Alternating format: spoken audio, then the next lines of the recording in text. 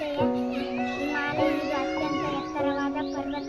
ಭಾರತ ಉತ್ತರ ಭಾಗದಲ್ಲಿದ್ದು ಹಿಮದಿಂದ ಕೂಡಿದೆ. ಶತ್ರುಗಳು ನಮ್ಮ ದೇಶಕ್ಕೆ ಬರದಂತೆ ಇದು ತಡೆದಿದೆ. ಇಲ್ಲಿ ಹುಟ್ಟುವ ಗಂಗಾ, ಯಮುನಾ, ಬ್ರಹ್ಮಪುತ್ರ ನದಿಗಳು ಸದಾ ತುಂಬಿ ಹರಿಯುತ್ತವೆ. ಇಷ್ಟೇ ನನ್ನ ಮಾತುಗಳನ್ನು ಮುಗಿಸುತ್ತೇನೆ.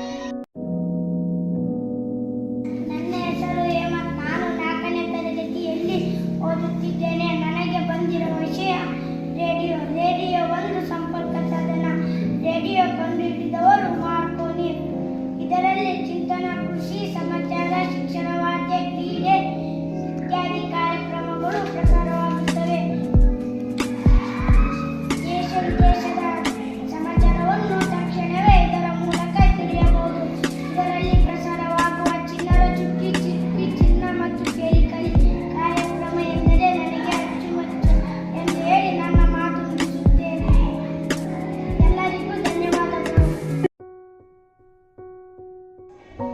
ಎಲ್ಲರಿಗೂ ನಮಸ್ಕಾರ. ನನ್ನ ಹೆಸರು ದಿವ್ಯಾ. ನಾನು 4ನೇ ತರಗತಿಯಲ್ಲಿ ಓದುತ್ತಿದ್ದೇನೆ. ನನಗೆ ಬಂದಿರುವ ವಿಷಯ ಬ್ಯಾಂಕ್ ವಿಷಯ ನನಗೆ ಸಿಕ್ಕಿದೆ. ಎಲ್ಲರೂ ಬ್ಯಾಂಕ್ನಲ್ಲಿ ಹಣದ ವ್ಯವಹಾರ ಮಾಡುತ್ತೇವೆ. ಹನಿ ಗುಡಿದರೆ ಹಳ್ಳ, ತೆನೆ ಗುಡಿದರೆ ಬಳ್ಳ ಎಂಬಂತೆ ಉಳಿತಾಯ ಮಾಡಬೇಕು. ಹಣ ಇರಿಸಲು ಬೇಕಾದಾಗ ತೆಗೆದುಕೊಳ್ಳಲು ಈಗ ಉತ್ತಮ ವ್ಯವಸ್ಥೆಯನ್ನು ಎಲ್ಲ ಬ್ಯಾಂಕ್ನವರು ಮಾಡಿದ್ದಾರೆ.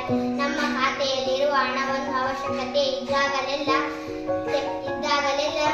ಬ್ಯಾಂಕ್ನಿಂದ ಅಥವಾ ಎಟಿಎಂ ಮೂಲಕ ತೆಗೆದುಕೊಳ್ಳಬಹುದು. ಎಟಿಎಂ ವ್ಯವಸ್ಥೆಯು ಹೆಚ್ಚಿನ ಬ್ಯಾಂಕ್ಗಳಲ್ಲಿ ಲಭ್ಯವಿದೆ ಎಂದು ಹೇಳಿ ನನ್ನ ಮಾತಿಗೆ ವಿರಾಮವನ್ನು ನೀಡುತ್ತೇನೆ. ಧನ್ಯವಾದಗಳು. ಎಲ್ಲರಿಗೂ ನಮಸ್ಕಾರ. ನನ್ನ ಹೆಸರು ಅಯ್ಯಮ್ಮ. ನಾನು 4ನೇ ತರಗತಿಯಲ್ಲಿ ಓದುತ್ತಿದ್ದೇನೆ. ನನಗೆ ಸಿಕ್ಕಿದ ವಿಷಯ ಮೊಬೈಲ್. ರೋಗಿ ಬಯಸಿದ್ದು ಹಾಲುವನ್ನ, ವೈದ್ಯರು ಹೇಳಿದ್ದು ಹಾಲುವನ್ನ ಎಂಬಂತೆ ನನಗೆ ಮೊಬೈಲ್ ವಿಷಯ ಬಂದಿದೆ. ಈಗ ಎಲ್ಲರ ಕೈಯಲ್ಲಿ ಇರುವುದು ಮೊಬೈಲ್. ಇದರ ಮೂಲಕ ಜಗತ್ತಿನ ಮೂಲೆ ಮೂಲೆಯ ಜನರು ವಿಚಾರ ವಿನಿಮಯ ಮಾಡಿಕೊಳ್ಳಬಹುದು. ವಿಚಾರ ವಿನಿಮಯದ ಜೊತೆಗೆ ಸಂದೇಶಗಳನ್ನು ಕಳುಹಿಸಬಹುದು. ಇವುಗಳಿಲ್ಲದೆ ಇದರಿಂದ ಛಾಯಾಚಿತ್ರ ತೆಗೆಯಬಹುದು, ಲೆಕ್ಕ ಮಾಡಬಹುದು, ದಿನಾಂಕ ತಿಳಿಯಬಹುದು, ದೂರವಾಣಿ ಸಂಖ್ಯೆಯನ್ನು ದಾಖಲಿಸಿಕೊಳ್ಳಬಹುದು. ಮೊಬೈಲ್ ಈಗ ಅಂಗೈನಲ್ಲಿರುವ ಸಣ್ಣ ಕಂಪ್ಯೂಟರ್ ಅಂತೆ ಆಗಿದೆ ಎಂದು ಹೇಳಿ ಇಲ್ಲಿಂದ ವಿರಾಮಿಸುತ್ತೇನೆ. ಎಲ್ಲರಿಗೂ ಧನ್ಯವಾದ. ನನ್ನ ಹೆಸರು ಪೂಜಾ. ನಾನು 4ನೇ ತರಗತಿಯಲ್ಲಿ ಓದುತ್ತಿದ್ದೇನೆ.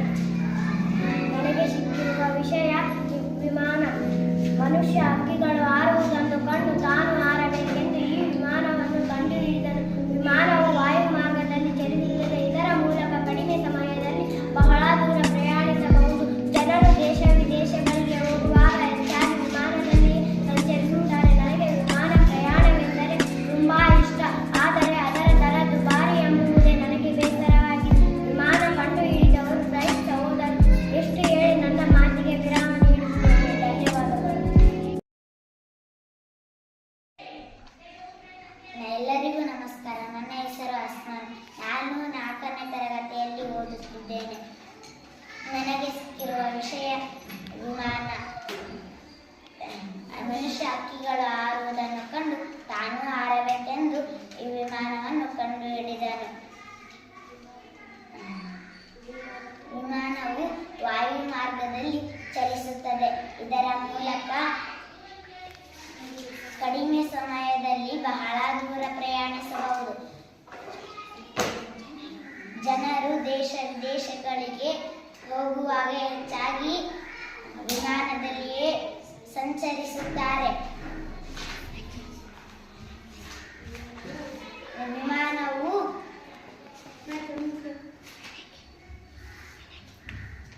ನನಗೆ ವಿಮಾನ ಪ್ರಯಾಣವೆಂದರೆ ತುಂಬಾ ಇಷ್ಟ. ಆದರೆ ಅದರ ದರ ದುಬಾರಿ ಎಂಬುದೇ ನನಗೆ ಬೇಸರವಾಗಿದೆ. ಇಷ್ಟು ಹೇಳಿ ನನ್ನ ಮಾತಿಗೆ ವಿರಾಮ ನೀಡುತ್ತೇನೆ. ಧನ್ಯವಾದಗಳು. ಎಲ್ಲರಿಗೂ ನಮಸ್ಕಾರ. ನನ್ನ ಹೆಸರು ನಿಖಿತಾ. ನಾನು 4ನೇ ತರಗತಿಯಲ್ಲಿ ಓದುತ್ತಿದ್ದೇನೆ. ಬ್ಯಾಂಕ್ ವಿಷಯ ನನಗೆ ಸಿಕ್ಕಿದೆ. ಎಲ್ಲರೂ ಬ್ಯಾಂಕ್ನಲ್ಲಿ ಹಣದ ವ್ಯವಹಾರ ಮಾಡುತ್ತೇವೆ. ಹಣೆಯಲ್ಲಿ ಗುಡಿದರೆ ಹಳ್ಳ, ತೆನೆ ಗುಡಿದರೆ ಬಳ್ಳ ಎಂಬಂತೆ ಉಳಿತಾಯ ಮಾಡಬೇಕು. ಹಣ ಇರಿಸಲು ಬೇಕಾದಾಗ ತೆಗೆದುಕೊಳ್ಳಲು ಈಗ ಉತ್ತಮ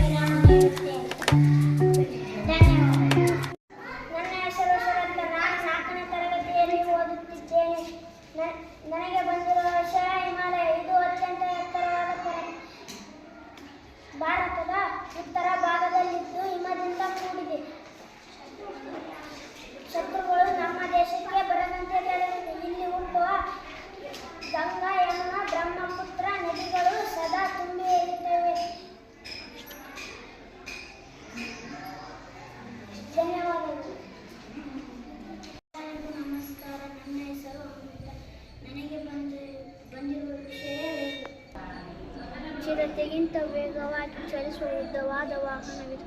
ಇದು ಕಂಬಿಗಳ ಮೇಲೆ ಮಾತ್ರ ಚಲಿಸುತ್ತದೆ. ರೈಲಿನಲ್ಲಿ ಒಮ್ಮೆಗೆ ಹೆಚ್ಚು ಪ್ರಯಾಣಿಕರು ಪ್ರಯಾಣಿಸಬಹುದು. ಸರಕುಗಳನ್ನು ಸಾಗಿಸಬಹುದು. ರೈಲಿನಲ್ಲಿ ಶೌಚಾಲಯ, ಕುಡಿಯುವ ನೀರು, ಊಟ, ತಿಂಡಿ, ಮಲಗುವ ವ್ಯವಸ್ಥೆ ಇರುತ್ತದೆ. ಈಗ ರೈಲು ಪ್ರಯಾಣ ಸರಕುಗಳನ್ನು ಸುಖಕರ ಹಾಗೂ ಅದರ ದರವು ಕಡಿಮೆ ಎಂದು ಹೇಳಿ ನನ್ನ ಮಾತನ್ನು ಮುಗಿಸುತ್ತೇನೆ.